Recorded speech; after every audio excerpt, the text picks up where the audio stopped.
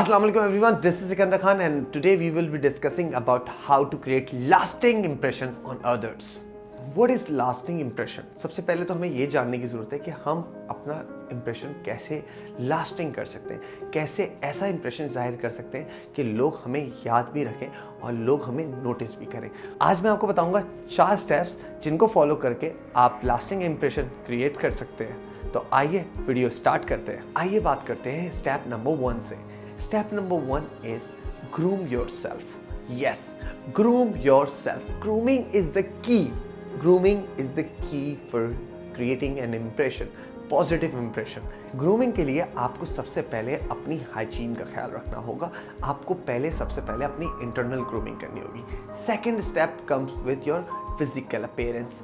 आपको अपनी अपीयरेंस पे वर्कआउट करना पड़ेगा। हम में से बहुत सारे लोग ये गलती कर बैठते हैं कि हम अपने ड्रेस कोड का ख्याल नहीं रखते। हमें नहीं पता होता कि हम कौन सी गैदरिंग में जा रहे हैं तो हमें किस तरह का ड्रेस पहनना है। तो याद रखिए, हमेशा जब आप किसी फॉर्मल गैदरिंग में जा रहे हैं, कभी बिजनेस मीटिंग पे जा रहे हैं, तो आपको फॉर्मल ड्रेसिंग करनी होगी। और जब आप अपने फ्रेंड सर्कल में जा रहे हैं, आप अपने दोस्तों में जा रहे हैं, तो आप रिलैक्स ड्रेसिंग भी कर सकते हैं, लाइक टी शर्ट्स पहन सकते हैं, जीन्स पहन सकते हैं। Second, fragrance. आपको अपनी खुशबू का ख्याल रखना है। Don't do it over and don't do it under.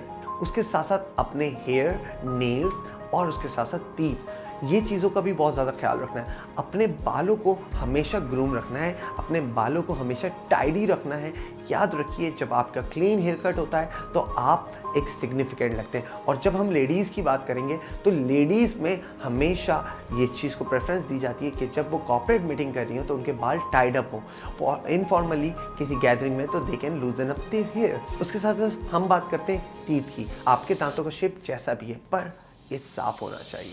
सफाई के लिए आप डिफरेंट टूथपेस्ट और ब्रश यूज़ कर सकते हैं। और सबसे ज़बरदस्त एडवाइस मैं यहाँ पर आपको दूंगा, आफ्टर 3 मंथ्स अपना ब्रश चेंज कर लीजिए, आफ्टर 3 मंथ्स अपने अंडरगारमेंट चेंज कर लीजिए और आफ्टर 3 मंथ्स अपने सॉक्स चेंज कर लीजिए। आपकी पर्सनैलिटी की आधे से ज़्यादा प्रॉब्लम तो यहीं पे सॉल्व हो जाएगी। इसी के साथ हम पहुँचते हैं स्टेप नंबर 2 पे, which is your communication skills. याद रखिए, जब आपको अपना इंप्रेशन जाहिर करना है, you have to be good in your communication. Whenever you talk, you know what are you talking about। और याद रखिए, जब आप लोगों से मिलते हैं, फर्स्ट टाइम अगर आप किसी से मिलें और आपको ये नहीं पता कि बात कैसे शुरू करनी है, तो याद रखिए हमेशा सेफ चीज़ों के बारे में बात करें। अब सेफ चीज़ें होती क्या, जैसे कि वेदर के ऊपर आप बहुत सारी बात कर सकते हैं। मौसम चाहे जिस जगह का भी हो, हमेशा चेंज हो रहा होता है और उसके बारे में बात करने के लिए आपके पास बहुत कुछ होता है। जैसे कि स्पोर्ट्स, लेकिन स्पोर्ट्स के अंदर कभी भी किसी टीम को ज़्यादा क्रिटिसाइज नहीं कीजिएगा, क्या पता वो उस बंदे की फेवरेट हो। इसी के साथ साथ इफेक्टिव कम्युनिकेशन के लिए सबसे फर्स्ट एलिमेंट होता है आपका listening. You should be a good listener. You have to listen and then understand and feel and then react. ये लिसनिंग का आर्ट होता है। इसके साथ साथ कम्युनिकेशन स्किल का सबसे स्ट्रॉन्ग पॉइंट ये है कि आपको दूसरे के साथ इमोशनली कनेक्ट होना है। याद रखिए, there is a difference between sympathy and empathy.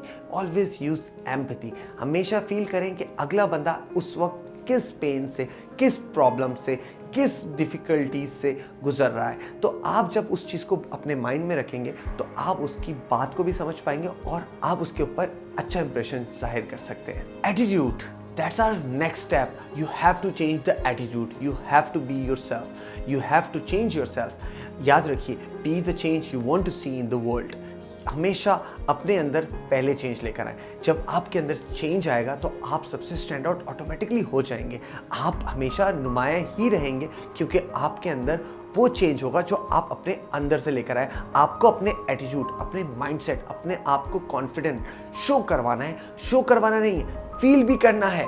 Feel करना भी नहीं है, अपने आप को मानना है कि that you got a attitude, you got a confidence and you can do whatever it takes to do.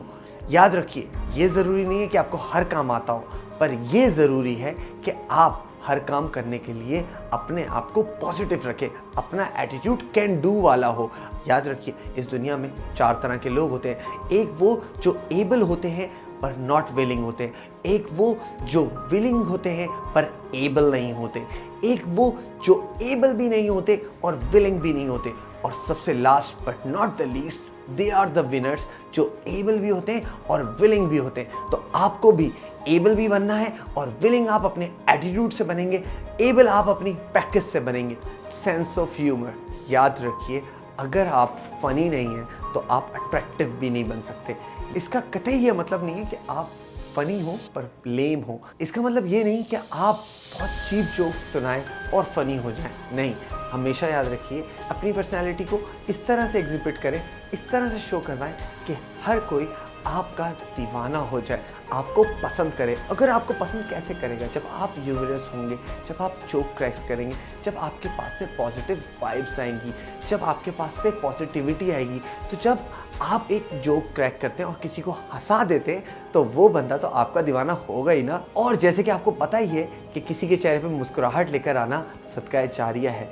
याद रखिए कि आप अपने आप को चेंज कर सकते हैं इन स्टेप्स को फॉलो करते हुए। अगर आपको ये मैसेज अच्छा लगा हो, ये वीडियो अच्छी लगी हो, ये ट्रेनिंग अच्छी लगी हो, तो प्लीज़ अपने दोस्तों के साथ शेयर करना मत भूलिएगा। कमेंट में हमें बताएं कि आपको और किस बारे में जानना है। लाइक करिए और हमारे चैनल को सब्सक्राइब कीजिए। इसी के साथ इजाज़त लेते हैं। Sikandar Khan from the Khan trainers. अल्लाह हाफिज़।